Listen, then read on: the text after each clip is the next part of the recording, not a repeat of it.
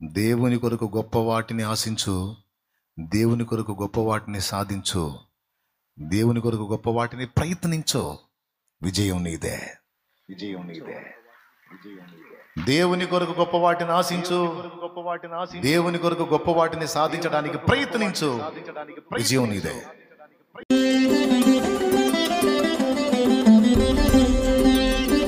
మీరు ఊహించండి, 5 రొట్టెలు 2 చేపలే 5,000 మందికి ఆహారం కావాలి. 5,000 మందికి ఆహారం కావాలి అంటే ఆ ఆహారం మొత్తాన్ని రాసిపోతే ఒక కొండ కాదా? ఈ 5 రొట్టెలు 2 చేపలే ఒక కొండ అయిపోయింది. అంటే మన విశ్వాసంతో కొండల్ని తరగదీయగలం, మన విశ్వాసంతో అణువుల్ని కొండలు కూడా చేయగలం. దేవునికి మహిమ కలుగును గాక. మన విశ్వాసంతో కొండల్ని కరగదీయగలం మనం ప్రయోగిస్తే. అదేవిధంగా మన విశ్వాసంతో అణువంత వాటిని కొండలుగా కూడా చేయగలం. అయ్యలారా, అర్థమవుతుందా? అయితే దీనికి కూడా మనం విశ్వాసం ప్రయోగించిన దాకా ఆయన చూస్తూ ఉంటాడు. విశ్వాసం ప్రయోగించామా, సీన్లోకి ఎంటర్ అవుతాడు. రాజాపేటలో కూటం పెడదాం అని నేనంటే అందరూ తెల్లముఖం వేసుకొని చూశారు, ఆడికి ఎవరు వస్తారన్నా అని. అంటే డైరెక్ట్గా నన్ను అలా అనే దమ్ము లేకపోయినా, దమ్ము వాళ్ళ ముఖంలో కనపడింది నాకు ఆ ప్రశ్న. పిచ్చి పిచ్చి నిర్ణయాలని చేస్తుంటాడు. అయినా సరే నాకున్న దానిలో మరి ఇక్కడ పెడితేనేమో వాడేమో 10 ఎకరాలు ఇచ్చినోడు ఏం మాట్లాడలేదు, కానీ ఎకరన్నర ఉన్నోడేమో ఎచ్చులు పడ్డాడు, బూతులు తిట్టాడు. ఎవడేమన్నాడా అన్నాడు. వాడిది కాబట్టేగా. నక్కలకు బొరియలు, ఆకాశ పక్షులకు నివాస స్థలములు గలవు, కానీ మనుష్య కుమారునికి తలవాల్చుకునే స్థలము లేదు. రోడ్డు మీద పోయేటప్పుడల్లా పెద్ద పెద్ద కంపెనీలు, దాని చుట్టూ కాంపౌండ్ చూసి ఏసైనా అడిగేవాడిని, వీళ్ళు చేసే పనికి మాలిన పనులకేమో ఎకరాలా, నీ పరిచర్యకేమో లోకులను అడుక్కోవాలా? మరి ఎందుకు రాయించావు బైబిల్లో సర్వభూమి నాదే కానీ? సర్వభూమి నీదైతే మరి మాకేది? దేవునికి స్తోత్రం కలుగును గాక. సర్వభూమి నీదైతే మాకేది మరి? నా దేవుడు దాన్ని విన్నాడు. ఏ సంవత్సరం అయితే ఇక్కడ దూషణ జరిగిందో మరో సంవత్సరానికి అక్కడ ల్యాండ్ తీసుకుని విశ్వాస ప్రయోగం. అంటే ఎగ్జాంపుల్గా చెప్తున్నా, ఎచ్చుల కోసం కాదు అక్కాయ్, బిల్డప్ కోసం కాదు, నీకు ఉదాహరణగా. కూటాలు అక్కడ పెట్టాల్సిందే. పదండి పని చేద్దాం.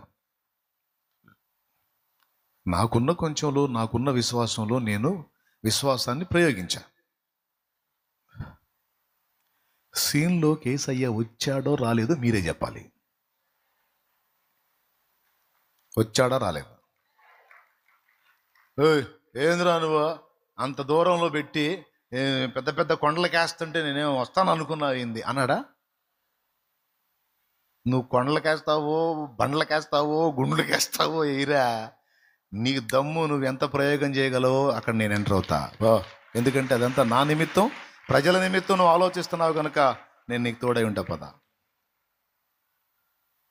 ఎంత కార్యం చేశాడు. ఇప్పుడు ఆ స్థలం పడుతుందా కూటాలకి? ఎంతమంది సాక్ష్యం ఇస్తారు? లేదు అక్కడేగా. ఇప్పుడు మళ్ళా చుట్టుపక్కల దేవుడు వాళ్ళ హృదయాలను గద్దించి వాళ్ళు ఇవ్వాలి, ఇంకా విస్తరించాలి. ఇంత చేసినోడు అది చేయడా? సర్వభూమి మీదా? ఇస్తాడు. 100 అయినా ఇస్తాడు, 200 అయినా ఇస్తాడు. మీకు ధైర్యం చాలదేమో, నాకు వచ్చిద్ది ధైర్యం. ఎందుకంటే అనుభవించాక. 6 అడుగులు వెడల్పు, 11 అడుగుల పొడవున్న గది. నేను పండుకుంటే తలా కాళ్ళు అంత ఆ గోడకి ఈ గోడకి, అంత చిన్న గదిలో పనిని మొదలుపెట్టి ఇంత చేసిన దేవుడు చేయడా? అయితే ఇక్కడ మెచ్యూర్డ్గా మనం ఒక అడుగు వేయాలి. ఏంటంటే విశ్వాసాన్ని మనం ప్రయోగించాలి. మన విశ్వాసాన్ని ప్రయోగించేంత వరకు దేవుడు మౌనంగా ఉంటాడు. నువ్వు ఎప్పుడైతే విశ్వాసాన్ని ప్రయోగిస్తావు అప్పుడు సీన్లోకి ఎంటర్ అవుతాడు.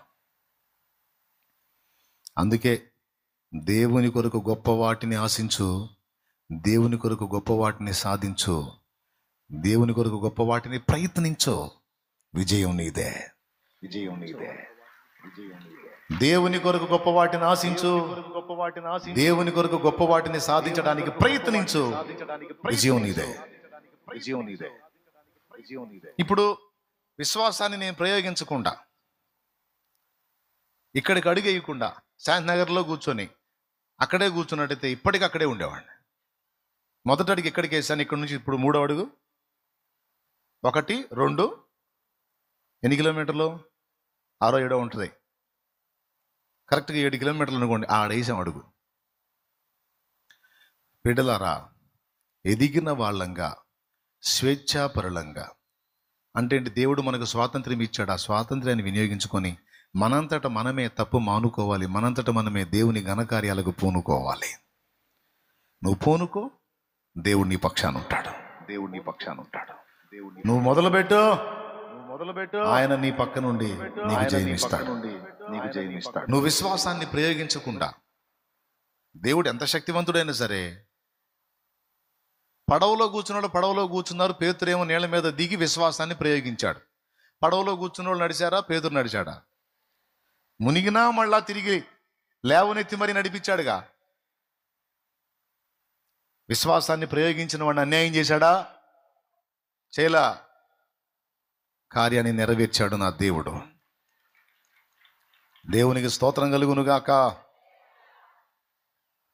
బాగా వినండి. అలాగున నీవు కూడా, నేను కూడా, మనం అందరం కూడా విశ్వాసాన్ని ప్రయోగించాలి.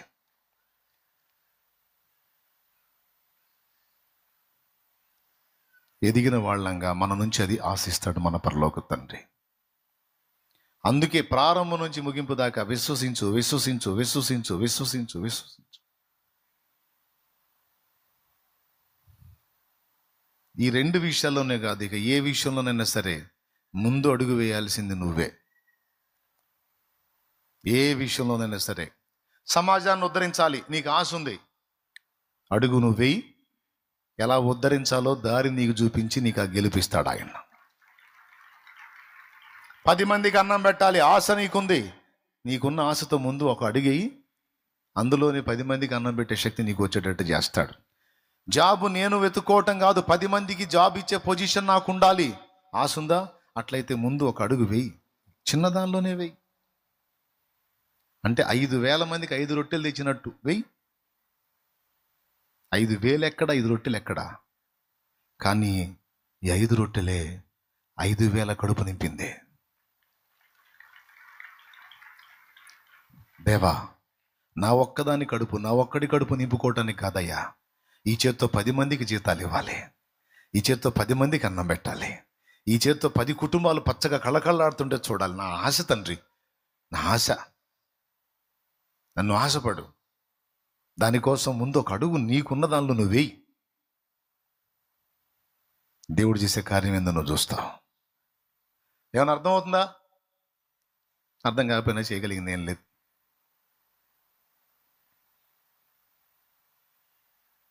అర్థం కాకుండా ఎందుకు ఉంటుంది? నేను తమిళం మాట్లాడుతున్నానా? తెలుగేగా మాట్లాడుతుంది.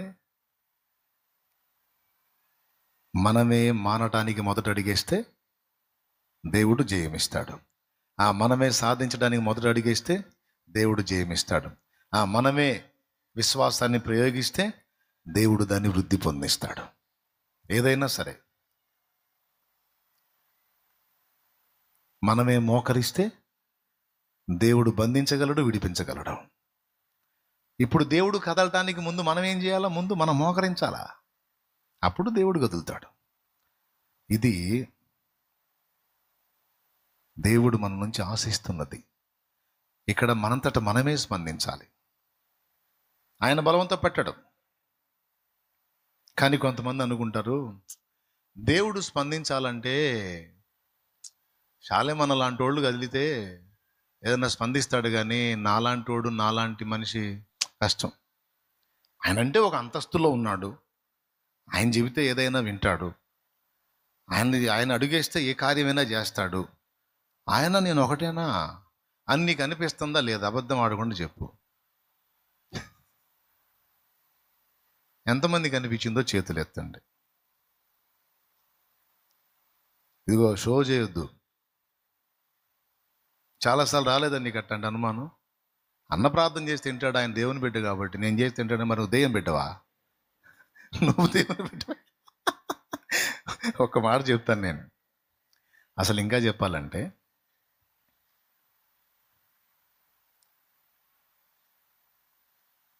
ఏ తండ్రి అయినా ఒక పెద్ద బిడ్డ ఒక చిన్న బిడ్డ తనుకున్నారనుకో, ఎదిగిన బిడ్డ పెద్ద బిడ్డ మాట మాత్రమే వింటారా? చిన్న బిడ్డ మాట కూడా వింటారా?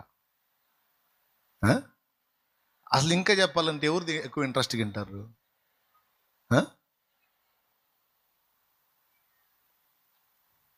అందుకే పేతురు గారు శిశువుల్ని పోలి ఉండమన్నాడు.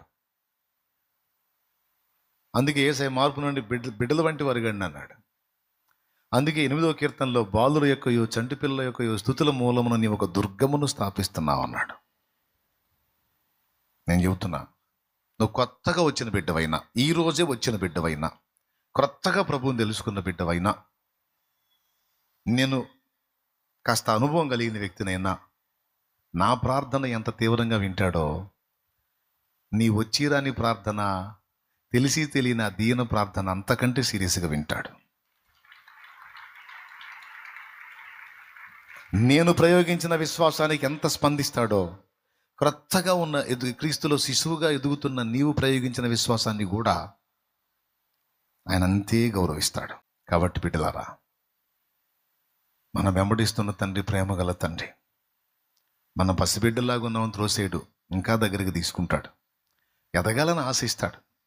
మన పరిణతిని కోరుకుంటాడు. స్వేచ్ఛగా మనం అడుగులేసి సాధించాలని కోరుకుంటాడు. ఎక్కడా మనల్ని బలవంత పెట్టాడు. ఇది ఎరిగి దేవుడు మన పక్షమును కదులినట్లు మంచి విషయాలను సాధించడానికి మనమే నడుం కడదాం, ప్రయోగం చేద్దాం, ప్రయోగిద్దాం. తప్పకుండా జయం మనదే. ఆమేన్. మొదటి అడుగు మన నుంచి పడితే తర్వాత అడుగులన్నీ ఆయన వేపిస్తాడు. కాబట్టి నిరాశ, నిరుత్సాహం, కృంగుపాటు అనే దరిచేరనీయకుండా విశ్వాసాన్ని బట్టి ప్రయోగించండి. జయము. రక్షణ నాకు కావాలని అడుగు నువ్వు ముందుకేయాలా, లేకపోతే యేసయ్య నీ మెడకు తాడు గట్లాక్కొస్తాడా? నాకు రక్షణ కావాలయ్యా యేసయ్య అనుకుంటా నువ్వు పరిగెత్తుకుంటా వస్తే ఆయన కార్యం చేస్తాడు. నీ పిల్లలు బాగుండాలి, వాళ్ళ ఫ్యూచర్ బాగుండాలని కోరుకున్నావు. మొదటి అడుగు నువ్వేం వేస్తున్నావో చూస్తాడు. వాళ్ళకి వాక్య బీజాలు నాటుతున్నావా, వాళ్ళకి భక్తి నేర్పుతున్నావా, అసలు నీ స్టెప్ నువ్వేం వేస్తున్నావో చూస్తాడు. ఒకవేళ నువ్వు నిజంగా నీ బిడ్డల్ని దేవుని కొరకు అలాగ సిద్ధపరుస్తుంటే ఆయన ఎంటర్ అవుతాడు. నీ బిడ్డల్ని అభిషేకించి ఆయన కొరకు రెడీ చేసుకుంటాడు. ప్రతి విషయంలో నీ కదలికను అబ్జర్వ్ చేస్తూ ఉంటాడు ఆయన. నువ్వు కదులు, ఆయన నీకు తోడై ఉంటాడు. ఆమేన్.